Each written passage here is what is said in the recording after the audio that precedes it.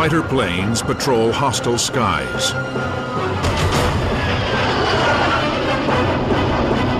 At any moment, an enemy fighter can attack.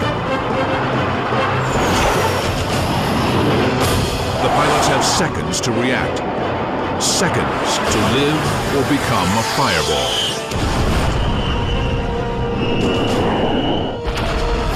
I liken it to gladiator work. These are fights to the death. And it only ends when you kill him or he kills you. And they're vicious, violent.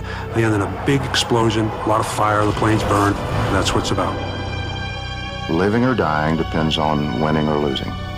And you win and you live. It was a game, in a way. It was the world's most dangerous game. The first time you are at the controls by yourself and depart Mother Earth, you're changed forever. Forever.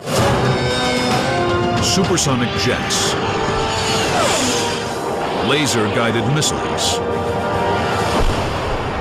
computer-enhanced controls that fuse pilot and plane into one deadly entity.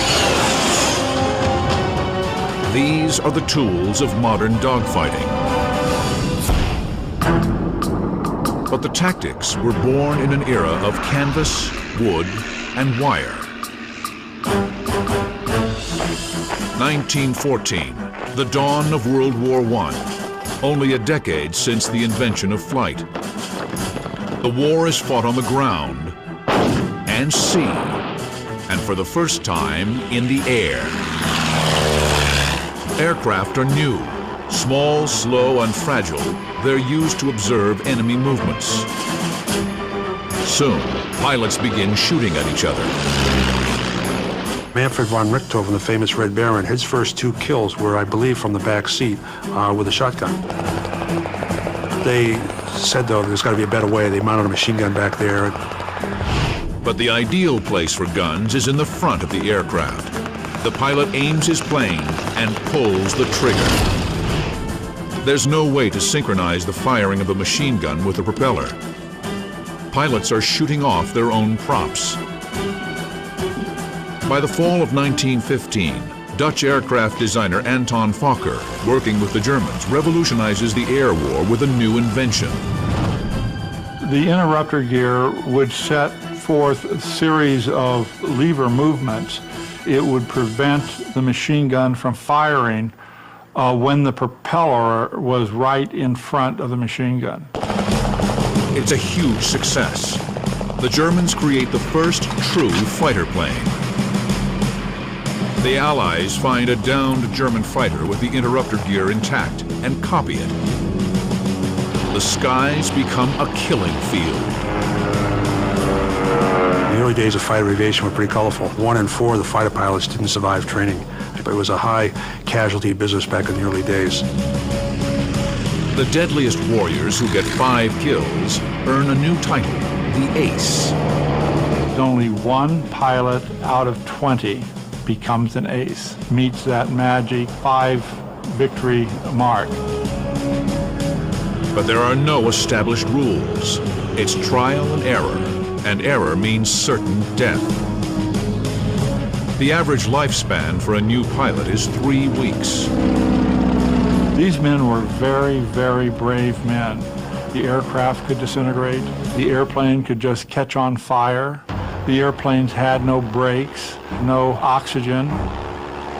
They didn't have parachutes. If the airplane was put out of action, they went down with it because there's no way to get out. By September 1916, leading German ace Oswald Bohlke publishes the doctrine for air combat. His 8 rules are in a manual called Dicta Bohlke. Rule 1, keep the sun behind you to conceal your position. Rule 2, follow through on your attack. If you run, you're an easy target. Rule 3, fire only at close range to ensure hits and save ammunition. Rule 4, keep your eye on your opponent. Watch out for tricks. Rule 5, attack from behind, the vulnerable 6 o'clock. Rule 6, if attacked, turn into your opponent. Force him on the defensive. Rule 7, In enemy skies, keep your line of retreat. Rule 8. Attack in groups with each plane targeting his own opponent. Pilots on both sides learn these rules quickly or die. In 1917, America enters the war without a fighter plane advanced enough for combat. They use French aircraft, like the powerful SPAD-13. Among the Americans is a world-famous daredevil race car driver named Eddie Rickenbacker. I went over with Pershing as a staff driver with the original contingent that went to World War I. Eager for action, he's quickly transferred to flight school. There are natural pilots and there are mechanical pilots. And there are those who are sort of in between. He was natural. Rickenbacker wins his first victory on April 29, 1918. By September, he's America's top-scoring fighter pilot with 8 kills, making him the ace of aces. He had a tremendous desire to be the leading ace and to fly fighters, and he knew he could do it. But the title Ace of Aces historically brought 2 things: fame and death. Captain Rickenbacker wrote, "The possession of this title brought with it unavoidable doom that had overtaken all previous holders. I began to feel this superstition was the heaviest burden I carried into the air, but I never could forget the life of a title holder is short." On September 24, 1918, Rickenbacker takes command of the famous 94th Aero Squadron. The Hat in the Ring Squadron scores nearly 70 kills during the war, more than any other American fighter group. Rickenbacker promises his men that he'll lead by example. At dawn the next morning, September 25th, he takes off alone in his SPAD-13 to keep that promise. Now, you're in the cockpit with Eddie Rickenbacker, heading into his legendary dogfight, relived for the first time in state-of-the-art computer animation.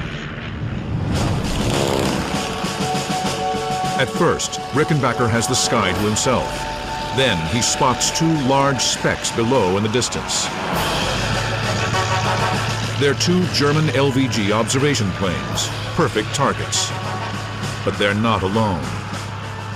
Slightly behind and 1,000 feet above the LVGs are 5 lethal Fokker D-7 fighters. The Fokker D-7, without a doubt, was the best fighter plane of World War I. It had a very strong engine. It had low maintenance problems.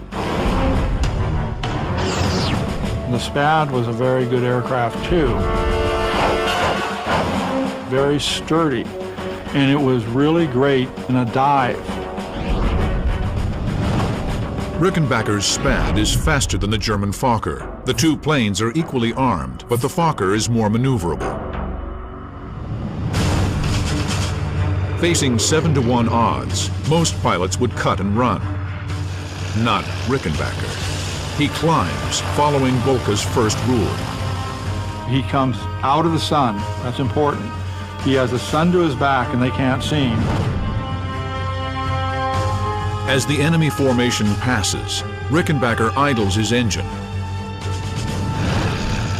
It allows him to attack silently and eliminates the vibration from the engine that's so violent it can ruin the pilot's aim. Rickenbacker noses down in a steep dive. He realizes that he has a chance to attack from the rear quarter. He chooses to pursue his attack on the tail end Charlie, or that last fighting aircraft, that Fokker. Rickenbacker employs Volka's 5th rule: attack the exposed 6 o'clock. The Fokker spots Rickenbacker. Too late. Rickenbacker opens fire with his 2 Vickers 30 caliber machine guns.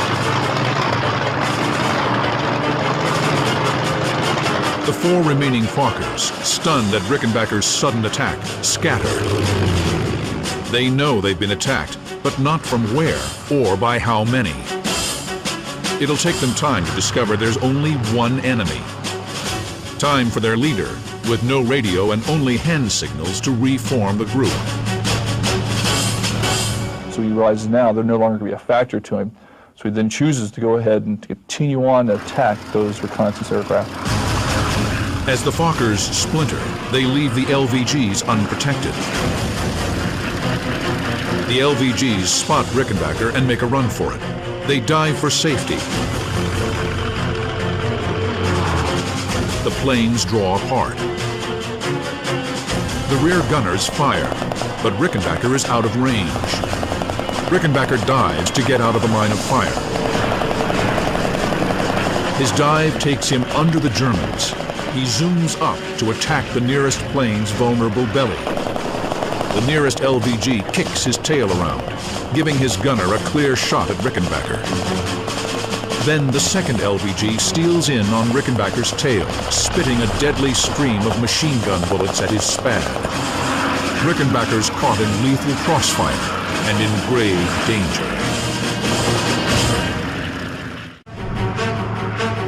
September 25th, 1918. American ace Eddie Rickenbacker, behind enemy lines, has attacked 7 German aircraft.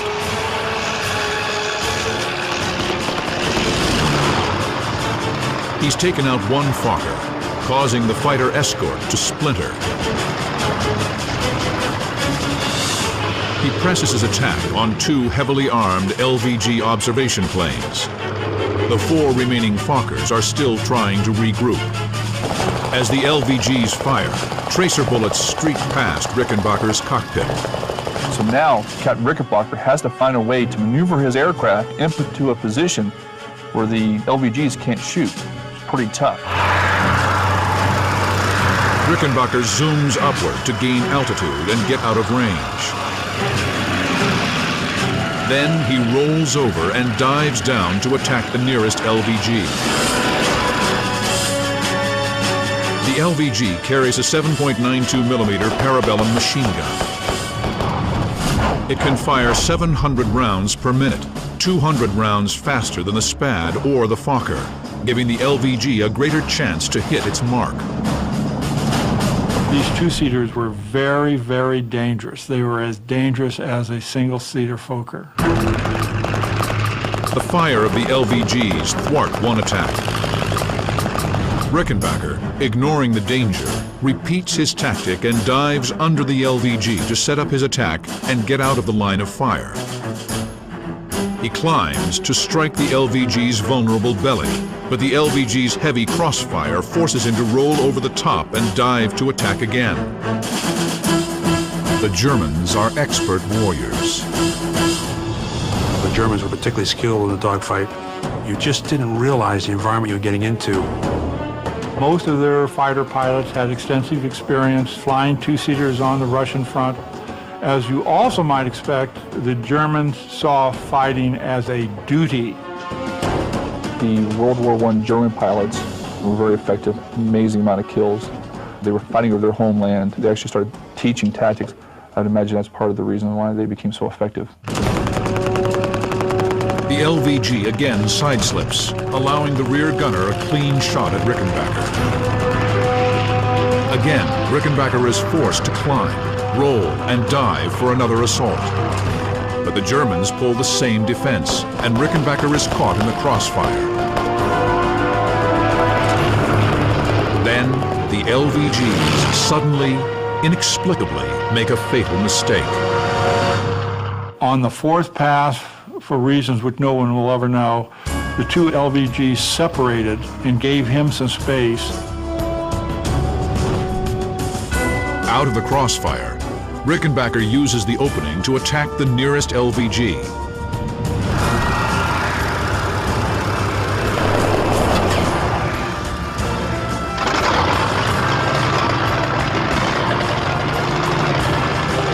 The Fokker escorts have regrouped and tear to the rescue of the surviving LVG. Rickenbacker sees the Fokkers diving toward him and decides 2 kills is enough.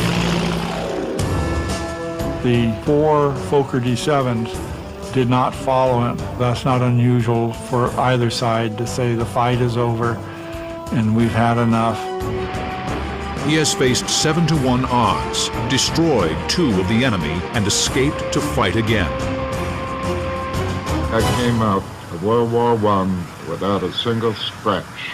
There were more than 150, I would say 160 encounters with the enemy, out of which I got 26 victories.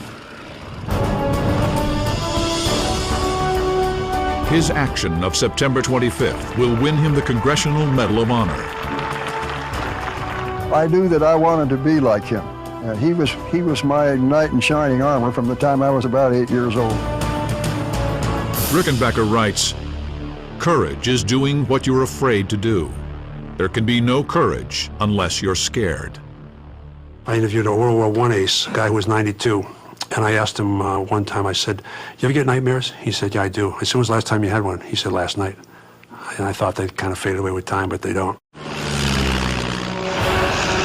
The tactics pioneered by the pilots of World War I stand the test of time and the march of technology. No matter how advanced our weapon systems or aircraft become, the tactics that Rickenbacker and Boelke and those guys developed in World War I are still applicable today.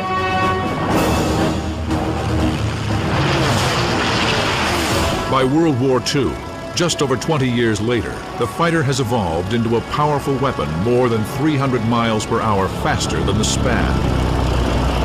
The changes between World War I fighters and World War II was power. We now have aircraft that have more horsepower, they can go faster, they can go higher. They also carried better weapon systems. They carry more guns with longer range, more ammo, and a bigger punch than the Spad's 2 30-caliber machine guns. Faster planes and deadlier weapons mean less time to react, less margin for error. The skies of the Second World War will be far more lethal than the First. Since 1943, the Americans have sent massive daylight bombing raids into the heart of Germany, beyond the range of fighter escort. The heavily armed bombers are expected to defend themselves against swarms of enemy fighters. The daylight raids proved to be quite unsuccessful, and we suffered some heavy losses, losing as many as almost 60 bombers during one mission. The losses mounted. September 6th, 1943, 45 B-17s destroyed. October 14th, 1943, 65 B-17s destroyed by 1,100 German fighters. The Air Force called it Black Thursday. 600 men went down on that day, and it almost put an end to the daylight bombing. They said, now we gotta have fighter escort. Well, we just can't do this without it. By late 1943, the Allies finally have a fighter with a range of over 1,300 miles, enough to escort the bombers deep into Germany, the P-51 Mustang. Starting in December 1943, they begin guarding the bombers, forcing the Luftwaffe to dogfight over its own skies. May 27, 1944. American B-17s take off from bases in southern England. Soon, they're in the skies over France. The mission? Destroy Nazi synthetic fuel factories in Germany. The huge formation is escorted by the P-51 Mustangs. Leading a group of 4 Mustangs is Old Crow, piloted by Captain Clarence Bud Anderson. I can't remember a time when I wasn't interested in flying. I mean, I had that desire to fly as far back as I can remember in my life. He earned his Air Corps wings in September 1942 and became a fighter pilot. A year later, Anderson headed to England to fight the Luftwaffe. His fighter group, the 357th, will become the first P-51 Mustang unit in the 8th Air Force. Now, you're in the cockpit as 4 German fighters challenge Bud Anderson in one of the most electrifying dogfights of World War II. May 27, 1944. Bud Anderson's 4 P-51 Mustangs escort an American bombing mission. Now, relive the dogfight as he faces a flight of deadly German Me-109s. They're two formidable opponents. The P-51 Mustang is one of the Allies' top fighters. It was a tremendous airplane. It was good at high altitude, good at low altitude. It was very maneuverable. I think in the hands of a good pilot, it could hold its own or do better than any of the enemy airplanes. The Me-109 entered service in 1937. A favorite of the Luftwaffe, over 35,000 were produced, more than any other fighter in history. The strengths of the 109 were that it was a very small but very fast aircraft. It was very difficult to see. It had a very low profile, and it also had a very good zoom rate. It could climb very quickly. The P-51 is faster and turns tighter.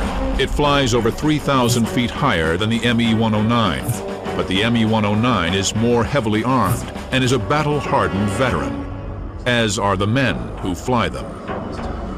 The German pilots had so much more experience and so much more flying time than the Allied fighter aircraft. Some of these pilots have been flying since 1935 and flew into the 40s, and this is one of the reasons why you saw such incredible kill rates, with some of these pilots getting 200 or 300 aerial victories. Anderson has one advantage that the fighters of World War I lacked. Improvements in electronics now allow planes to carry a radio. We hear on the radio that up front, ahead of us, they were being attacked. My wingman's on the inside. He calls out, hey, we got 4 bogies, unidentified airplanes, attacking us, coming down on us from 5 o'clock high. We're very vulnerable. The opening moves of a dogfight are critical. Anderson can go left, right, straight, climb, or dive. If Bud turns left, he's in the angle of attack. If he goes straight, the Messerschmitt, its dive giving it superior speed, will overtake him. His only hope is to break right. The German is going too fast to make the sharp turn. So we turn like this very hard. Bud's flight does a half circle, then goes head-on toward the Germans. The two groups pass each other. The Germans turn left, so do the Mustangs. It's a lethal game of hunter and hunted as each side tries to get on the other's vulnerable 6 o'clock. Now we got 4 Me-109s.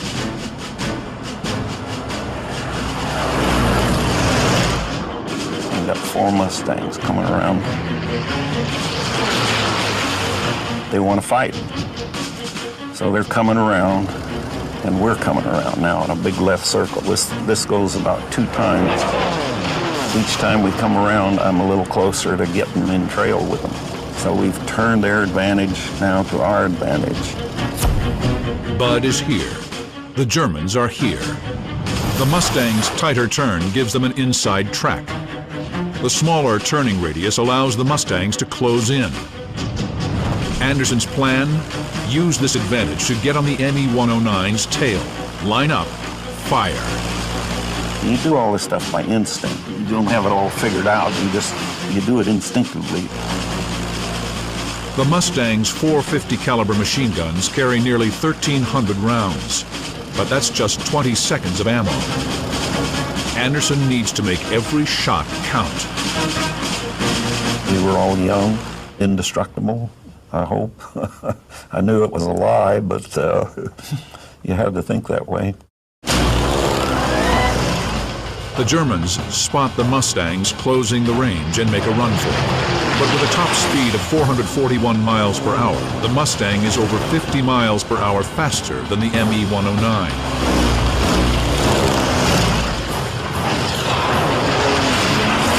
Then one German breaks away from the pack and climbs. I'm looking at this guy, and I don't want to get too far up or he can drop down on me. Anderson sends 2 of his Mustangs, led by Eddie Simpson, after it. Bud and his wingman, John Scarra, stay after the other 3 Me-109s. Bud uses the Mustang's superior speed and gets within 300 yards of the Messerschmitt. When you shoot somebody down, the best way to do it is to get right here, what we call 6 o'clock. That's what I did with this guy.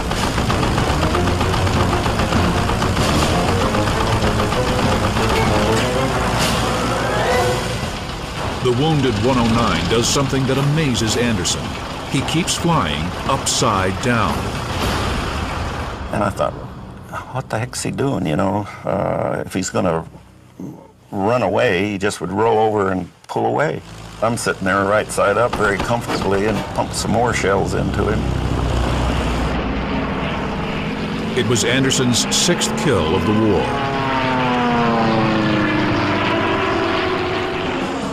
It's now 2 against 2.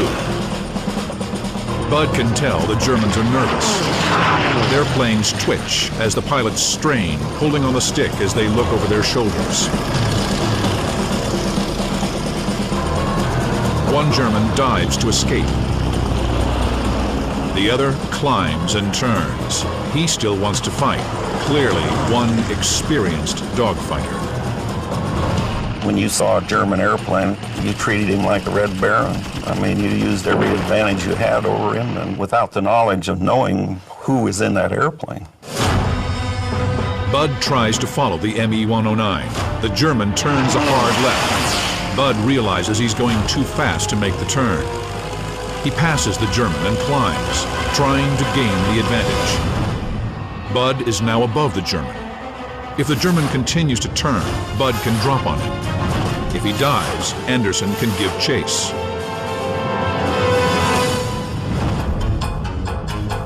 But the Me-109 skillfully reverses his turn, pulls a hard right, and gets behind the Mustangs. Bud is in front.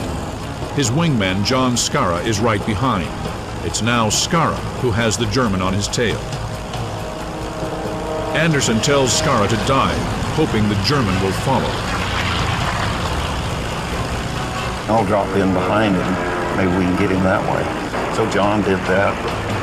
Sure enough, boy, he went right after him.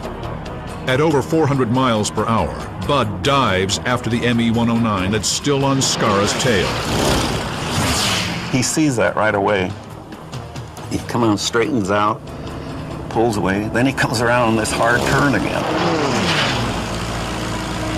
The German has pulled the same maneuver. Left turn, hard right. Using Bolka's 5th rule, he's now on Bud's tail. Now I've got the problem, so I pull the airplane up as steep as I want to, full power, got everything just going as I can. I know that I've got a little more energy than it is, but I'm thinking about plan B. In Bud's head, he knows that energy, or airspeed, is life. Anderson's in trouble. It's the only time in his Air Force career that an enemy fighter is behind him, almost making a perfect attack. Here you are, one-on-one, kill or be killed. There's big odds that you might not make it. You might be killed in this thing.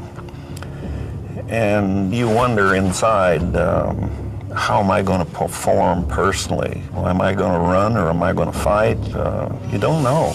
I mean, you can train, but the actual thing is real. It's real.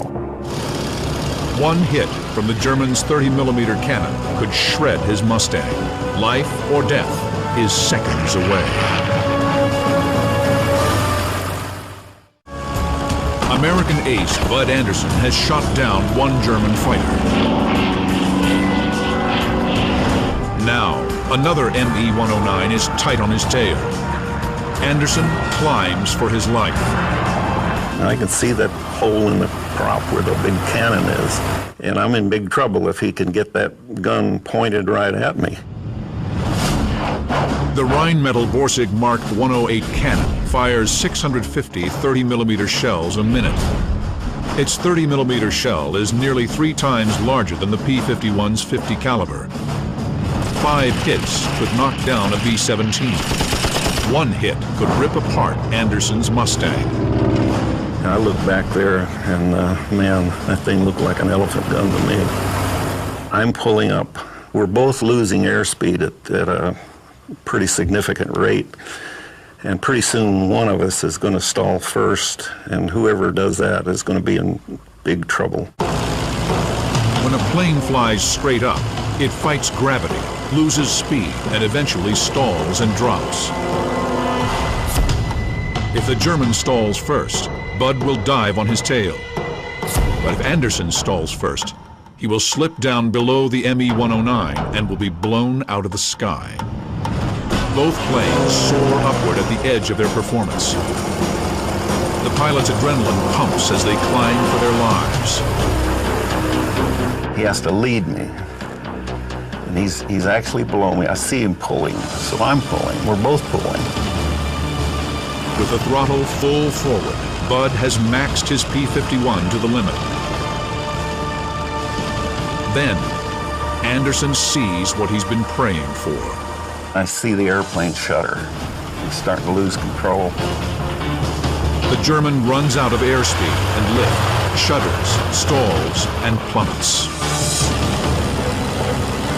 2 seconds later, Anderson's more powerful Mustang shudders, but doesn't stall. He dives down after the German. Anderson has gone from prey to predator. The Me-109 regains control, brakes hard to his left. Anderson decides to go for the kill, but it requires a tricky, dangerous move. The German is here. Anderson is here behind him. The German continues his sharp left turn. Bud tries to follow. If he doesn't make the turn, he'll be in front of the German. Out of speed, a sitting duck.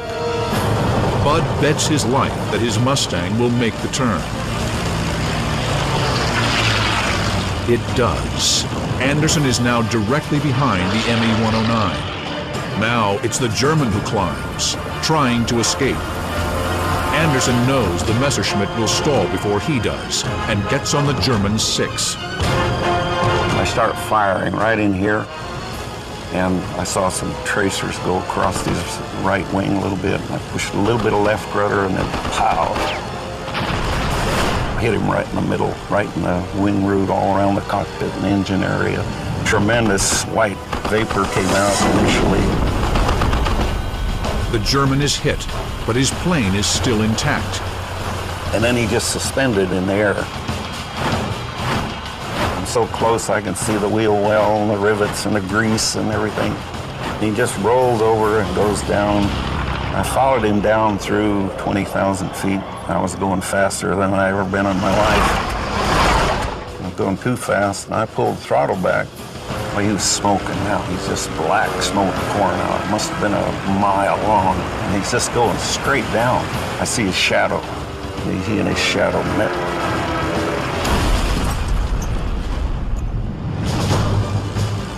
It was a triumphant day for Anderson and the 3 other Mustangs. Attacked by 4 enemy aircraft, they broke the attack, then turned the tables, destroying 3 of the enemy.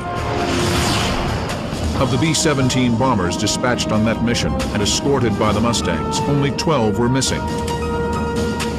The Germans lost over 34 fighters. The raids on the synthetic fuel factories were a success. In only 2 months, Germany's oil production was cut in half. The Mustang and men like Bud Anderson saved the daylight bombing campaign.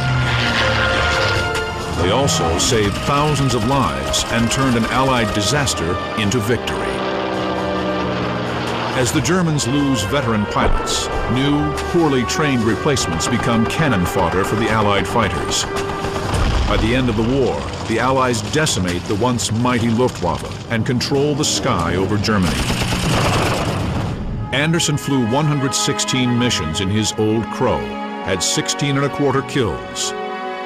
He never sustained any serious injuries, but some of his squadron mates were not so lucky.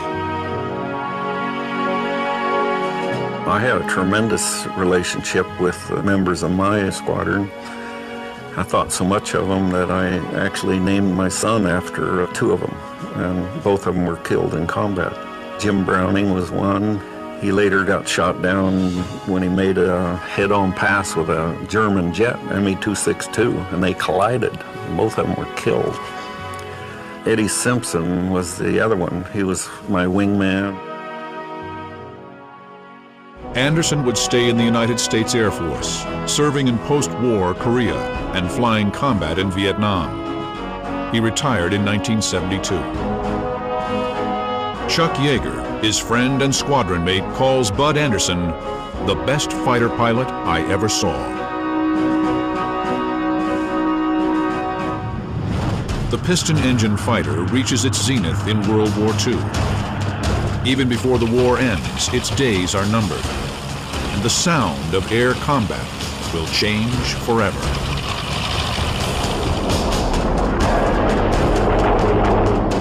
Both sides deploy jets near the end of the war, but the German Me-262 is a nasty shock for the Allies. The Germans discover that swept-back wings add speed, and its powerful jet engines make it 100 miles per hour faster than the Mustang. Impossible to catch in the air. Fortunately, they are too few and too late to impact the Allied victory. But as the war ends, both East and West realize that jets are the future. Jets are fast, but their engines eat fuel, creating new problems. One, you were restricted in range compared to your P-51 in War II. Things happen at greater range, faster. Closure rates, turn radius larger. They accelerate the pace of dogfighting. There's less time to spot the enemy. Closing speed, called merge, is cut in half. Machines can be changed to take the added stress, but the man in the cockpit can't. Extreme high-speed turns create G-forces that push the pilots past human limits. Someone weighs 200 pounds. A force of 5 Gs would be the equivalent of 1,000 pounds pushing down on them. 7.5 Gs would be equivalent of 1,500 pounds. It feels like it's taking your face and it's stretching it down over your knees, down onto the floor. The main result of that force is causing the blood to pool in the lower extremities. First thing affected the eyes. Blood begins to drain out of the eye and begin to lose vision. So someone who is not prepared to handle that quick onset of G can very easily black out and pass out.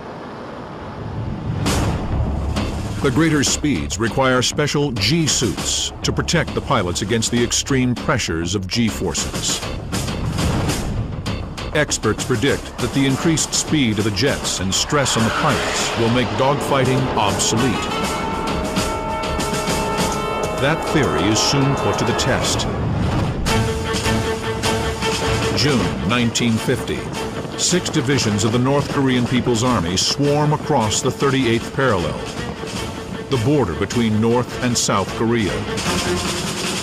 East and West are at war, and for the first time, jets fight jets.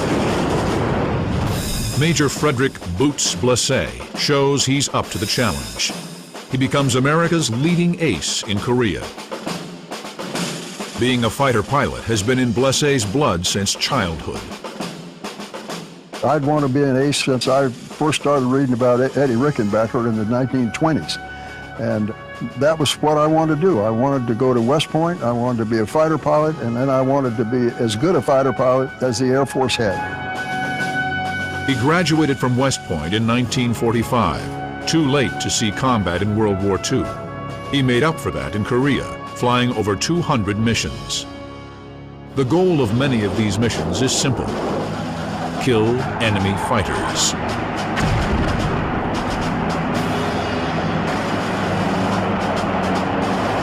Since November 1950, the skies are dominated by a fast, high-climbing opponent, the infamous MiG-15.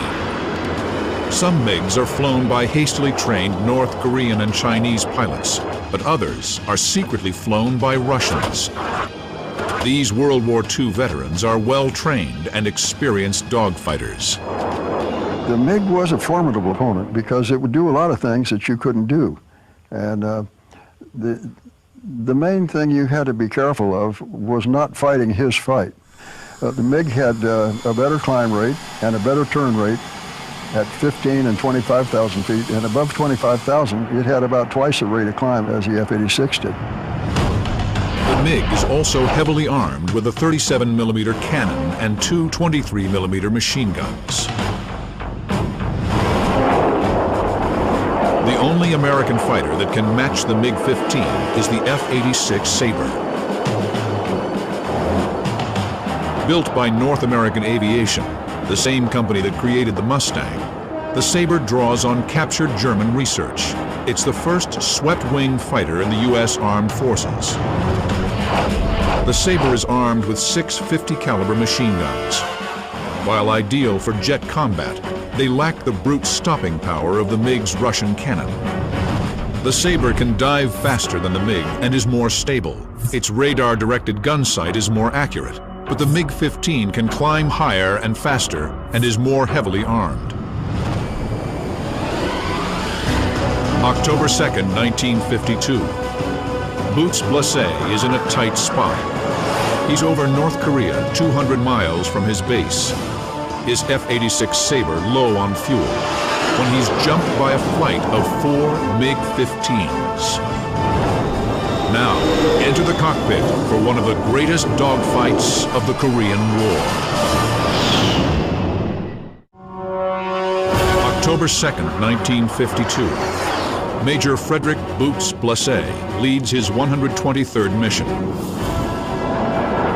His flight of 4 F-86s are in a hunting expedition for enemy aircraft over the most hazardous piece of sky in the war, MiG Alley. It stretches from the northeast end of the Yellow Sea along the Yalu River. MiGs dart out from their air bases, attack American bombers, then dash back over the Chinese border. The MiGs have a huge advantage. They are close to their bases. The Sabres are several hundred miles from theirs and carry only enough fuel for 20 minutes over MiG Alley. Blessé and his flight are near the end of their patrol. We had 4 guys, and the number 4 man was the new guy, but the element leader had some problems with his fuel system. Blessé sends the element leader home, escorted by one of the other Sabres. He keeps the new, inexperienced pilot with him. Eventually, we got down to the point where we were well into Manchuria and said, okay, it's time to go home. Flying at 31,000 feet, they turn south, 200 miles from home, with a lot of enemy territory to cross. We were still well north of Sinuiju in North Korea, and I see 4 MiGs above me about 8 or 10,000 feet. We didn't have the fuel to fight. We were a hell of a long way from home, and we were really not quite over the water yet. It was not a good position. Blessé dives to outrun the MiGs. But the lead MiG pilot is clever. Even though he's out of range, he fires, hoping to scare the Americans into making a mistake. The MiG's 2 23mm cannon and 37mm gun spit out huge masses of flame. The wingman breaks away from Blessé, turning left. So as soon as he broke out to the left like that, the 2 MiGs start cutting him off in the turn. Blessé's wingman has fallen into the MiG's trap. The MiG cuts inside the Sabre's turn, closing the range. And I called my wingman and said, put that sucker in a 4G turn and keep it there. And he just started a descending spiral. And the 2 MiGs are behind him trying to do the same thing.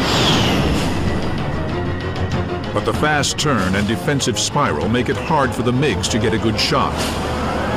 And I'm behind those 2 MiGs. And I looked right after I got into a turn and started on these guys, I took a look to see what the other element was doing, and they're turning in on me. So we had a nifty little daisy chain going down with a 1-2-1-2 deal.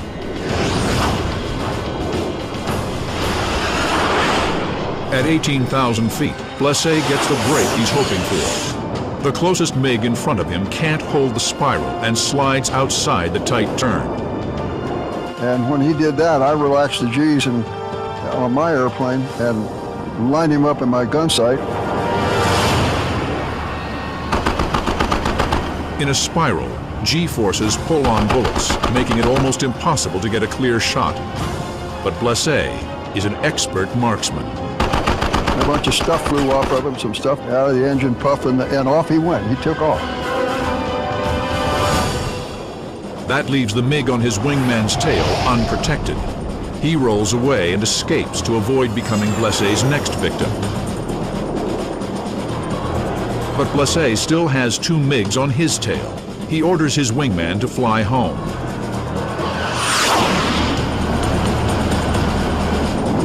Rounds from the two remaining MiGs shoot past Blessé's canopy.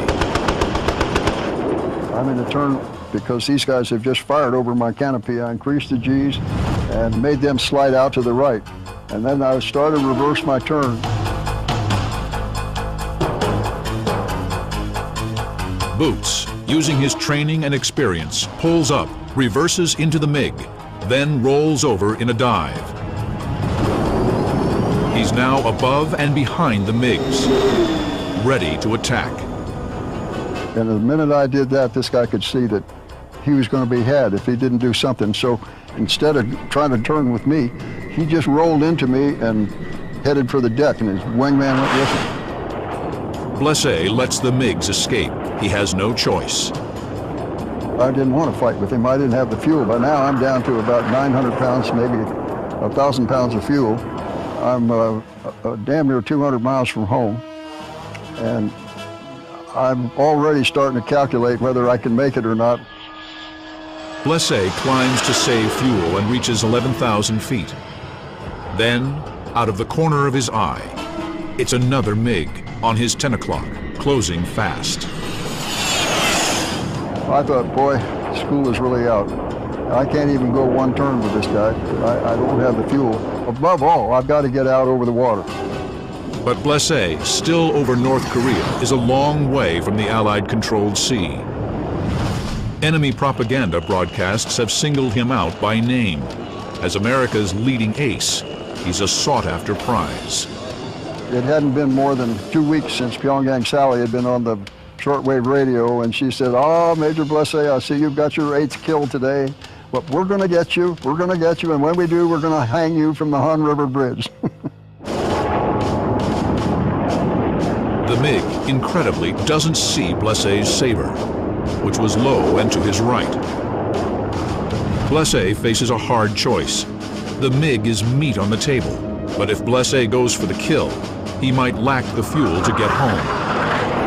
I'm thinking, why does this happen to me when I go on mission after mission after mission, and I got all kinds of fuel and I can't find them, and here I am when I don't barely have enough fuel to get to the water, and here's somebody to fight with. I said, oh, what the hell, why not? I whipped it over into a turn, pulled up close to him. I came up underneath him and shot him down.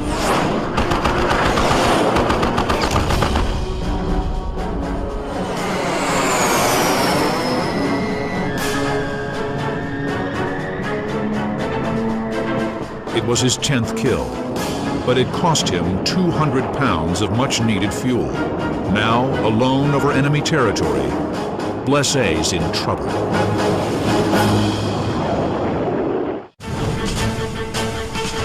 October 2nd, 1952. In the skies over North Korea, Frederick Boots Blessé has just destroyed an enemy MiG, but his fuel tanks are now dangerously low.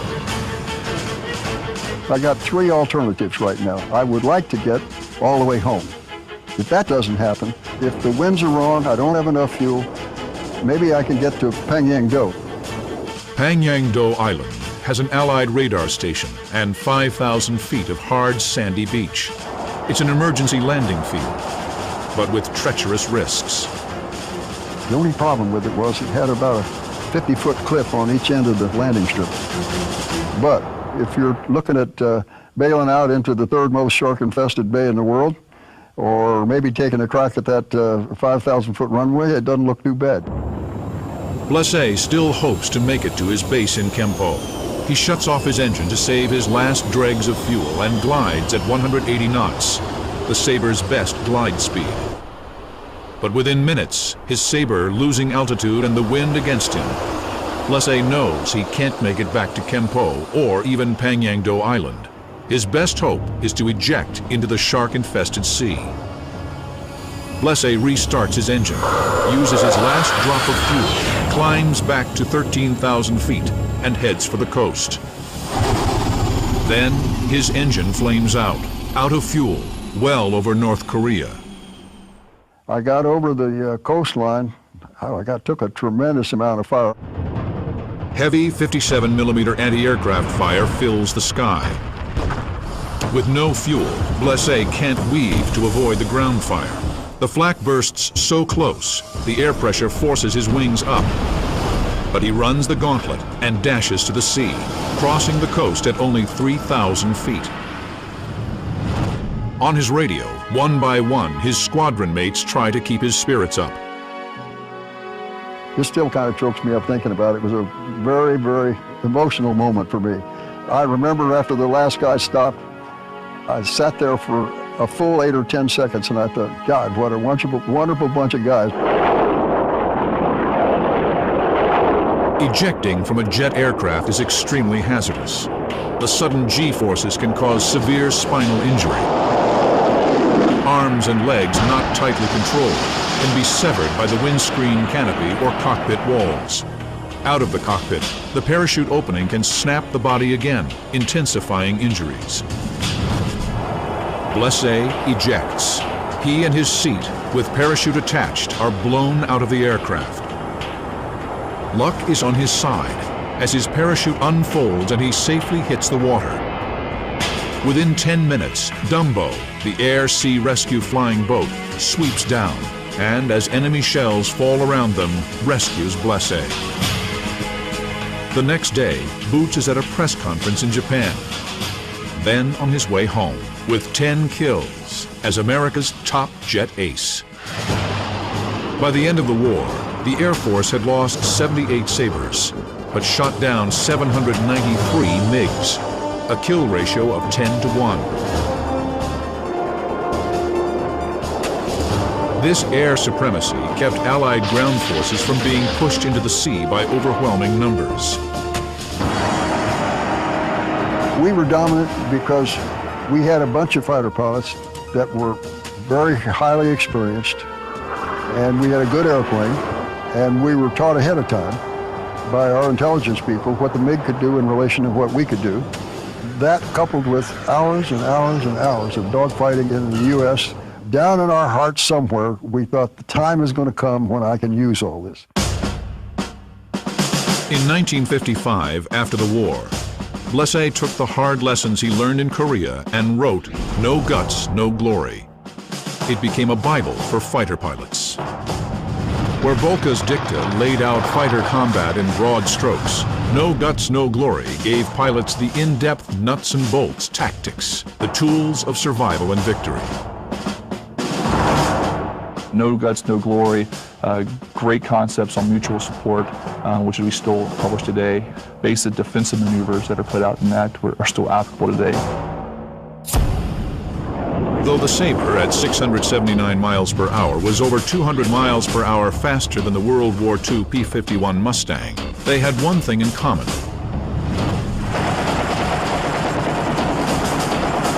They both fight with guns. That means getting close to the enemy. But the U.S. Navy, concerned that Soviet bomber attacks can threaten its aircraft carriers, needs a weapon that can destroy the enemy at long range. In the mid-1950s, the rocket-powered Sidewinder missile changes air combat forever.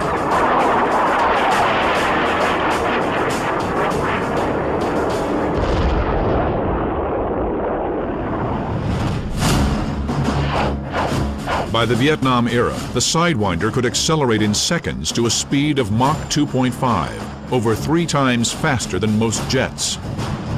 Their heat-seeking sensors can lock in on a target's tailpipe from over 2 miles. Improved missiles like the longer-range Sparrow follow.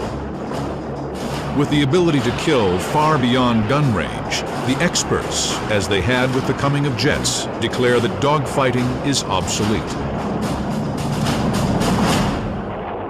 Why did the experts think dogfighting was obsolete? Ha! That really evokes a flood of emotions, memories. Who were the experts, pray tell? People who'd been promoted beyond their capability, way beyond their usefulness, who'd never fought, who looked at manuals, who looked at, I don't know what the hell they looked at. In the late 1950s and 1960s, dogfight training was minimized. The Navy's new interceptor, the F-4 Phantom, was designed to shoot down Soviet bombers only with long-range missiles. Remember, the leadership didn't think there was going to be any more dogfights. It was only going to be shooting missiles at a Russian bomber coming across the ocean. So why would you need a gun? The Navy decided not to put a gun in the airplane. Mistake. Some pilots, like Robin Olds, a World War II ace and future Vietnam commander, pushed for conventional dogfight training. I was called in to account by my boss, who was a two-star general in the basement of the Pentagon, who very mildly chiding me, "Robin, I'm tired of these staff studies of yours about our lack of conventional capability. Mind you, Colonel, we're never again going to fight a conventional war." And I looked at him and thinking to myself, "General, where have you been since 1945? What do you think we've been doing?" The American reliance on high tech will face a dangerous and bloody reality. Early in the Vietnam War, the United States wasn't achieving the kind of air superiority it had in past wars. There was a gentleman by the name of Captain Frank Alt that did a report called the Alt Report, because our senior admiral said, "Why do we shoot so many missiles and not hit anybody? What's going on?" In 1969, Alt's report made 242 recommendations. There was one that stood out above all others. He said, "The problem we're having is the pilots don't know how to dogfight. They've gotten away from the in-close dogfight because we thought the technology was going to dictate that that was no longer a necessity." In 1969, the Navy establishes Top Gun, the fighter weapons school, to teach pilots dogfighting. Here, fighter crews go through intensive training in air combat maneuvering and weapons systems employment. The 4-week course provides aviators instruction that simulates real combat conditions. The invaluable dogfight training from this school will help earn Randall Cunningham and Willie Driscoll a place in history over the skies of Vietnam. Commissioned into the Navy in 1967, Cunningham's love of John Wayne films and aggressive nature won him the nickname Duke. I was with Duke Cunningham during the entire combat cruise, and he was a 24-hour, 7 days a week. He would just as soon skip lunch and go read up something in the book. Very dedicated to his craft. As I found out in reading up about gentlemen like Oswald Boelke and Manfred von Richthofen, they were the same way. In 1972, Duke Cunningham is a pilot aboard the USS Constellation, flying the Navy's newest fighter, the F-4 Phantom. The Phantom divides the workload between two men, the pilot and the radar intercept officer, or RIO. Cunningham's RIO is Lieutenant J.G. Willie Irish Driscoll. The idea behind it was to take some of the burden off the pilot so that he wouldn't have to worry about flying the plane, running the electronic countermeasures, deploying chaff and flares, running the radios, running the radar and all this. And at the same time working together, two sets of eyes and two sets of brains are better than one. Cunningham and Driscoll train relentlessly together, becoming a formidable fighting team.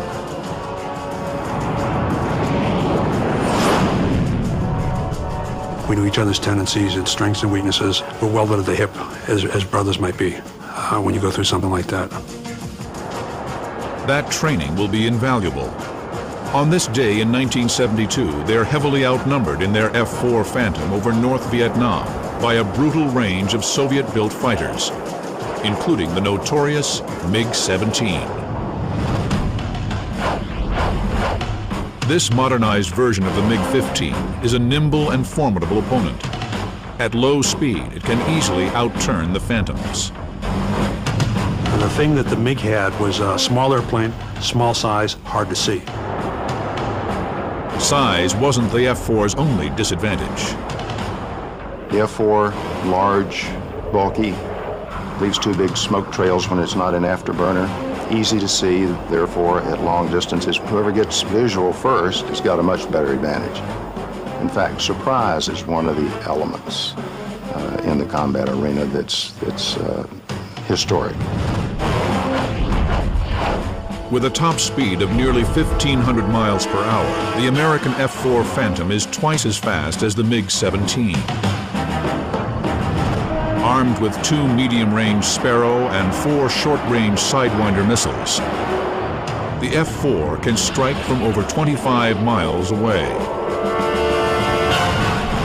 The MiG is more agile than the Phantom, but the F-4 is faster and has a better rate of climb. The MiG's biggest advantage is its armament. In addition to missiles, it also carries short-range guns that the Phantom lacks. May 10, 1972. Randy Cunningham pilots the F-4 Phantom Showtime 100 into the skies of North Vietnam. Now, enter the cockpit and relive one of the most savage dogfights of the jet age. May 10, 1972. Randy Cunningham and Willie Driscoll in the F-4 Showtime 100 are on a 35-plane raid against the Haidong rail yards. I remember it was a beautiful day, just wispy clouds going through the skies, and as you're climbing in a fighter and you're looking at that armada that you're joining and stuff, it's pretty awesome to look at the power, and at the same time, I'd already lost some good friends. It was deadly serious and earnest, and you didn't want to make mistakes. Cunningham's Phantom is also armed with bombs for ground attack. The North Vietnamese are determined to shred the strike force.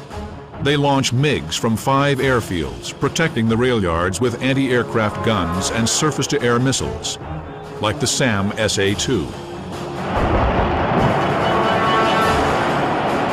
After dropping the bombs on enemy warehouses, Cunningham and Driscoll loiter to cover the A-7 attack aircraft, the Navy bombers. Cunningham's wingman is Brian Grant. I told Willie, I said, look at the target we just hit, because we decimated the whole thing. We're secondary explosions. But about that time, Brian Grant spoke up and he said, Dukes, MiG-17's at 7 o'clock. 2 MiG-17s swoop down behind their 2 Phantoms. Tracers flash by their cockpit. The MiGs are traveling fast. Cunningham knows at top speed the MiG, lacking hydraulic controls like the F-4, is hard to turn. So I looked at him and I said, no, you can't do it. Broke into him and he overshot right down below me.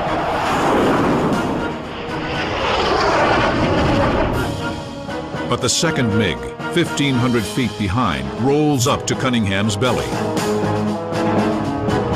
Brian Grant and his Rio, Jerry Sullivan, tell Cunningham they'll take care of the second MiG, leaving Cunningham free to deal with the MiG that overshot him. I put my nose on him and come through him. I get a Sidewinder tone and squeeze the trigger. The missile literally went up his tailpipe and exploded.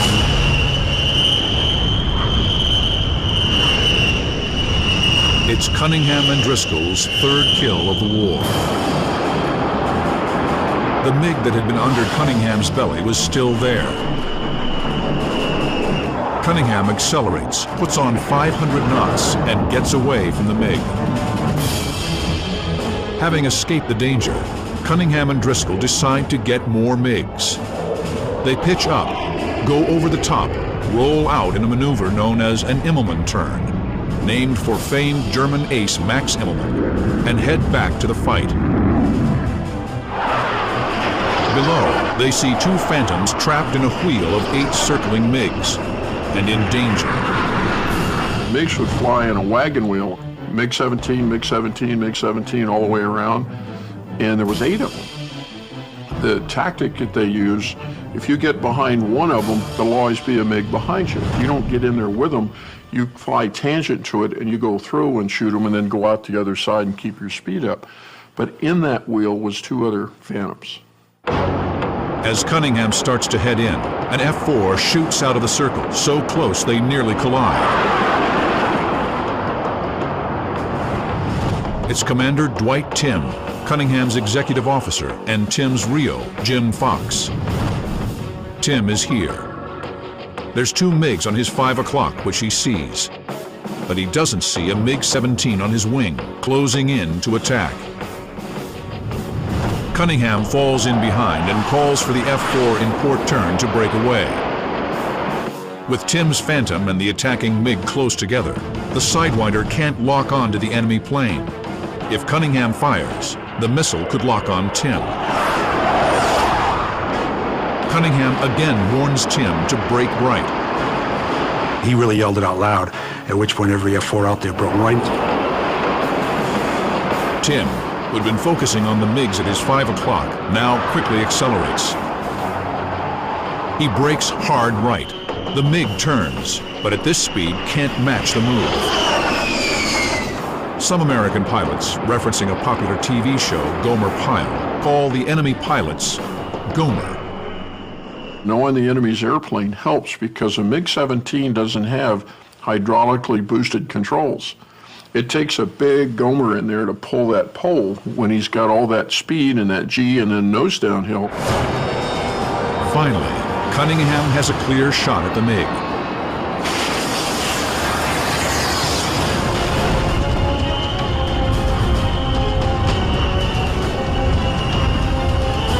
It is Cunningham and Driscoll's 4th kill.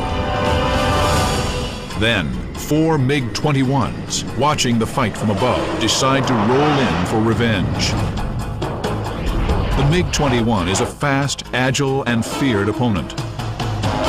It'd be stupid to take on a MiG-21 in his best operating envelope, which is higher. He out-accelerates you, out-climb you, and out-turn you.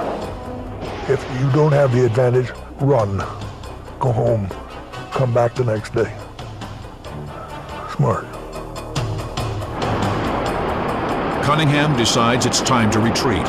He pulls hard and turns in the opposite direction from the MiGs, then heads back to his carrier. Nearing the coast at 10,000 feet, they spot a MiG-17 heading toward them. I said, Willie, we got a MiG, 12 o'clock. Try and lock him up. He couldn't get a lock. And I said, I'm going to scare the blank out of this MiG. And so I passed right down with full intention, just scaring the heck out of him. Cunningham's made an almost fatal error. He started to shoot at us with his gun. We made a mistake past. We forgot that that's right, they have their gun equipped.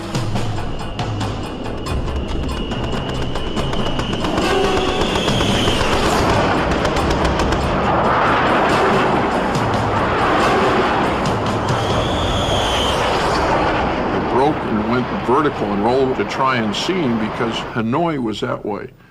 Any MiG that we ever engaged that hadn't had a real advantage, they'd run. Cunningham and Driscoll look back, expecting to see the retreating MiG. Instead of running, he had pulled and gone vertical with me. Now I'm looking at probably 300-400 feet. Close enough I could look in and see a little set of Gomer goggles, little Gomer scarf that he had on his neck, and we're going canopy to canopy with a MiG-17 like this. Cunningham lights his afterburners and climbs above the MiG. It's his second near-fatal error in minutes. The MiG is now on his 6 and opens fire. It was a big mistake. And you know, I was thinking about recovering from it, and, you know, your fangs come on at that point, and your mind says, okay, settle down, dude. Cunningham rolls off to the side to escape the deadly line of bullets. But the MiG matches his every move. The only rule was there were no rules. It was a knife fight in a telephone booth. After all they've been through, Cunningham and Driscoll are still in for the fight of their lives. May 10th, 1972. Randy Duke Cunningham and Willie Irish Driscoll have shot down 2 MiGs in a raid over North Vietnam. Now they're in the enemy's sights. They use all their training and skill, but the MiG-17 on their tail matches them move for move. Cunningham and Driscoll are determined to take the MiG down. But the Red pilot has more than luck. Most North Vietnamese pilots rarely fight in the vertical. They either fight in the horizontal or run. This pilot is different. He has skill, expertise, and a killer's instinct. I'm looking right at his eyeballs. And I mean, it's like looking at a cobra ready to strike you. And that chill going through your spine, it's every emotion you've ever felt. Fear, hate, anger, love. All of those emotions, magnify them 1,000%. And what helps you is that if you panic, then you're vulnerable. And that's where your training kicks back in. Cunningham and Driscoll set a trap. They nose down to gain speed. The MiG, taking the bait, does the same.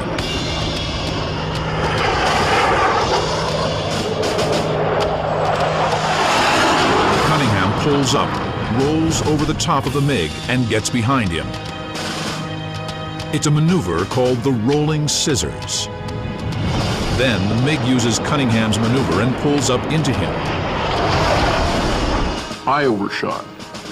And then I accelerate again and said, okay, this guy knows what a rolling scissor is. Each aircraft attempts to roll into his opponent's 6 o'clock. They climb and roll, each fighter trying to get into attack position behind the other. We're noting that this pilot is flying this plane very well, and he's also handling his weapon system very well. Very different from what we've encountered with the other enemy pilots. This fellow knew just what he was doing and just how to do it. As the 2 jets maneuver, fighting gravity, they lose speed. It was a 3-dimensional rolling fight, and we went through maybe 2 or 3 of these rolls. The last time we knew that is when we went up to the vertical, we were going to run the risk of stalling or go to 0 airspeed, in which case, if he had a little bit more airspeed than us, he was going to be able to kill us. At low speed, the smaller MiG can outturn the big American jet. This is becoming the MiG's fight. I don't fight his fight. I don't get into a turning fight with him because that's his fight. I'll force him into the vertical, or I'll force him to do something else that I want. When you set a trap for somebody, you also are cognizant that another good pilot could be setting a trap for you. Cunningham knows it's time to turn the fight around. He fires his afterburners, dumping raw fuel into his exhaust to gain more speed. And at 600 knots, darts 2 miles away from the MiG, ending the rolling scissors. Cunningham and Driscoll take a second pass at the MiG, this time angled to the side so the MiG can't fire head-on. Then Cunningham climbs. So does the MiG, starting another rolling scissors. He would force me to overshoot, use rudder, kick like this. Very experienced pilot. As they keep in the rolling scissors, Cunningham loses speed and again risks making it the MiG's fight.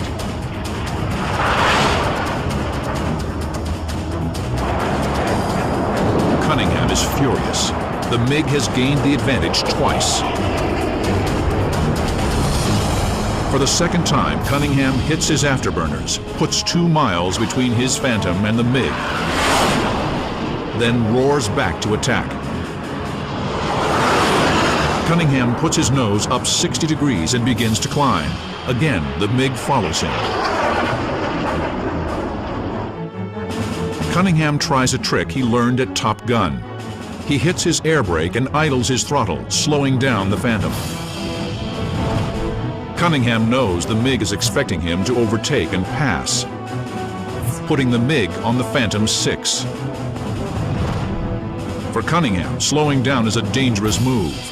He could easily stall and lose control of his plane, giving the MiG a huge advantage. One of the things we always teach at Top Gun is we want our pilots to fly that airplane 1 inch from out of control at all times in a purposeful way. And that's what Duke is doing with this airplane right now. It works. The MiG shoots out in front and above him. It's like if you put on your brakes, a car is going to go by you on the highway. That's what I was trying to do to get him. Finally, Cunningham and Driscoll have the advantage. If Cunningham had a gun, he could blow the MiG out of the sky. But all he has is missiles, and he's too close to use them. But I made another mistake. I expected that relative motion to keep going like this, but he ran out of speed, and I ended up about 700 to 800 feet away from him. And I can't shoot him because the missile won't arm at that point unless it just hits him. The MiG pilot knows he's in desperate trouble and rolls over the top, away from Cunningham and Driscoll. At the top of the roll, he briefly stalls and heads into a dive. He recovers with Cunningham and Driscoll behind him.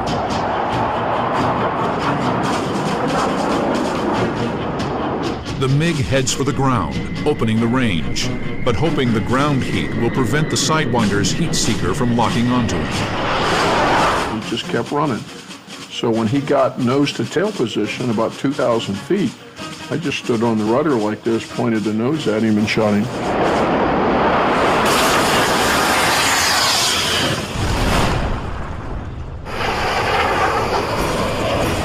It's Cunningham and Driscoll's 5th kill.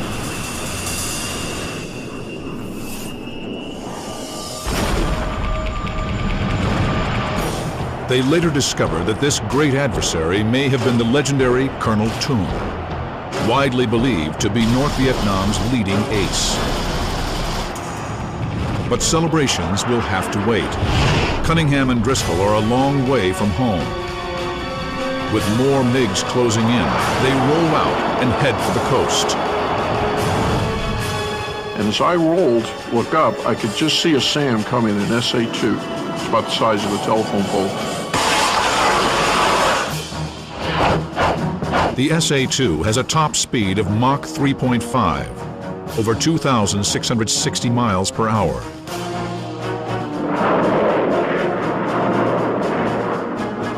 This missile can obliterate jets at 60,000 feet. The first time you see a surface-to-air missile launched at you, the first time there's heavy anti-aircraft artillery, those are stressful, very stressful times. And even after all of the training, you never really know how you're going to handle that until the bullets are real.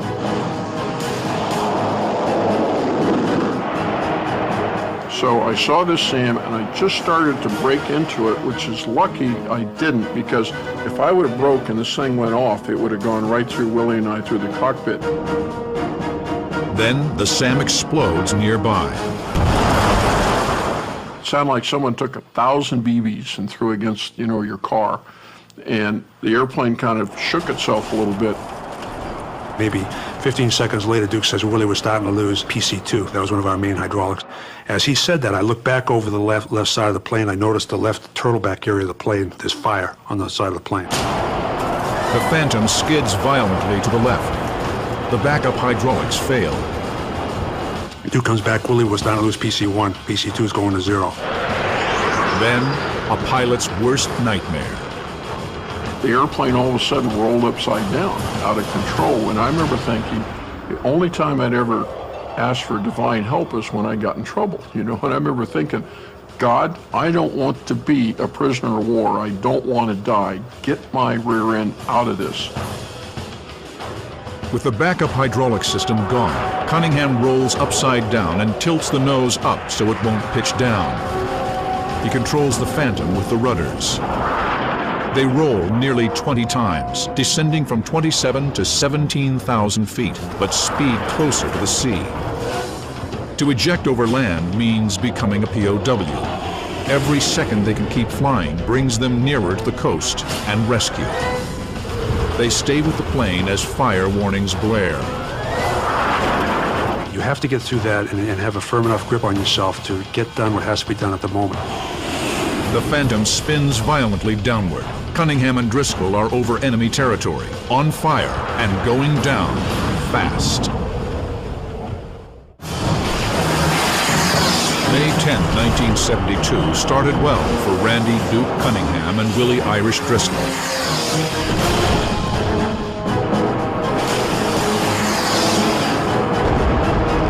They killed 3 MiGs.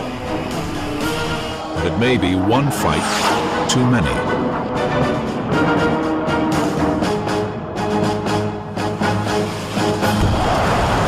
Wounded by a SAM missile, they spin out of control over North Vietnam. Now there was a fire about 40 feet behind us, and Willie said, "Duke's getting hot back here." And I could see the fire out the mirrors, and I put the stick, and the airplane kind of righted itself, and I remember thinking, God didn't have anything to do with this, it was just my superior flying skills. But about that time, the airplane went back upside down, and I remember thinking, God, I didn't mean it, get me out of here.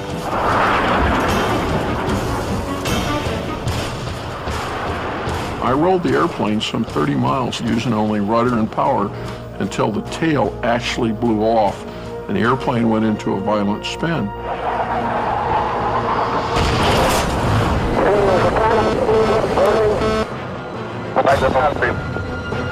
Luckily, the radios were knocked out because there are people screaming at us on this tape. And they're saying, "Get out of that airplane in the spin over the beach, get out of that airplane." I didn't hear any of that, which I was glad. Right, get out of that airplane. Get out of that airplane. Everyone's going down in the spin off the beach. Finally, they clear the coast. The plane flipped onto its back. I did pretty much a handstand off the top of the canopy. And when he came to the Willie, eject, eject, eject, we have an alternate handle between our legs. It was a struggle to get to it. I just got a couple fingers on it, and they always taught us in training to keep our arms in so we don't break our arms. But I was kind of bent like a pretzel. Pulled it, and then bam, he went off one direction, I went off the other. We had like rockets in the back of the seat, so the rockets fired us out. 325, no DME, about 5 miles off the beach. Okay, stick with those. Moments after they eject, Showtime 100 crashes into the sea. They're quickly rescued. With 5 kills, Cunningham and Driscoll are the first aces of the Vietnam War. Their squadron, the Fighting Falcons, will have the most air-to-air kills of any Navy unit in Vietnam. Thanks to men like Cunningham and Driscoll, the Americans maintained total air superiority in the Vietnam War, forcing the North Vietnamese Air Force on the defensive. After Vietnam, Cunningham served as an instructor at Top Gun, the Navy Fighter Weapons School. Cunningham retired in 1987 and went on to serve 8 terms as a congressman from San Diego. Driscoll retired in 1988, was asked to join the Navy Reserve in 1990, and is a frequent guest speaker at the Navy's Top Gun School. That's why Top Gun and the Air Force Fighter Weapons School exists, to help our pilots learn in training what they're going to need to know in combat to keep them alive and protect our country. Starting in 1973, the Phantom is replaced by the F-14 Tomcat. Because of the lessons learned in Vietnam, the Tomcat is armed with a gun and is a fast, nimble dogfighter, as are the later F-15, F-16, and the Navy's F-18 Hornet. The F-18, for example, can, on a nose-low turn, can sustain 7.5 Gs. An F-4, by comparison, could only, in a situation like that, could sustain maybe 2 to 2.5 Gs. So it's a huge difference in performance ability. But behind the technology, the basics remain the same. If we have a missile, great, we can shoot them forward quarter. If we don't, we now have to apply those same concepts that Rickenbacker did and work ourselves behind him in the ability of shooting with our gun. Modern fighters are also armed with the deadly 20mm Vulcan rotary cannon. It's a far cry from the 600 rounds per minute Vickers machine guns that forced Eddie Rickenbacker to close within 100 yards of his target.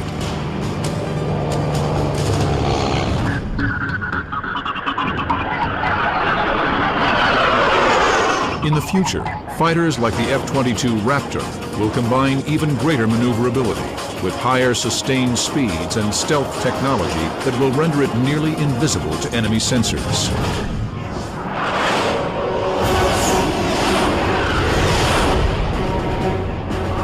The dogfight is one of war's most intense forms of combat. There were so many times where a second here or there could have meant life or death.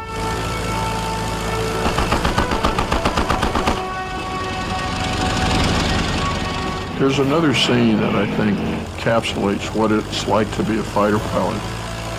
When he sees the enemy, he attacks and kills. Anything else is rubbish.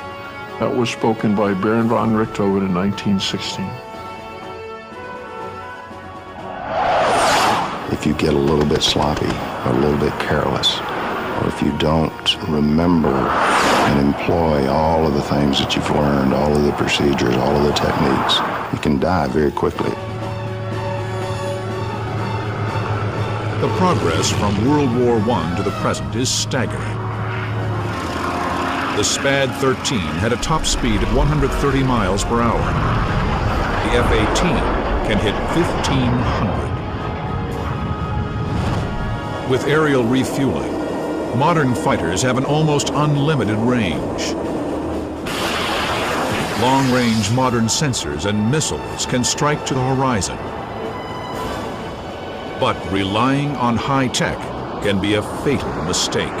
Radars go out, pilots make mistakes, missiles don't work. All kinds of things can happen during the mission to keep you from getting the kill that you think you're going to get at 25 miles and you don't get it at all.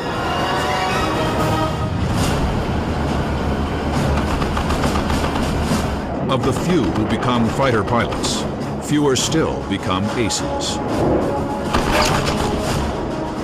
I had gotten my 5th kill. I was now officially an ace, and I remember it made such an impression on me. While I was climbing out, I said, please God, I know that you may have to take me before I get through this whole mess over here, but let me get home. Let me get home and tell somebody that I got my fifth kill and became an ace. Manfred von Richthofen had 80 kills. Thomas B. McGuire with the United States Air Force had 38. Otto Kittel had 267. Now, all of these aces were successful because they applied tactics and techniques that were based on their strengths and their enemy's weaknesses. They took the fight to the enemy and fought on their own terms. But keep in mind, they also had one other thing in common. They were all killed in 1v1 air combat. You can't afford to let your guard down, and by no means should you ever go against your own recommendations or your own techniques. You go beyond, you're going to lose the fight and possibly kill yourself and someone else. What does make the difference between a great fighter pilot and a good fighter pilot? Call it a fighting spirit. You had to want to do it. You had to want to go up there every day and do it.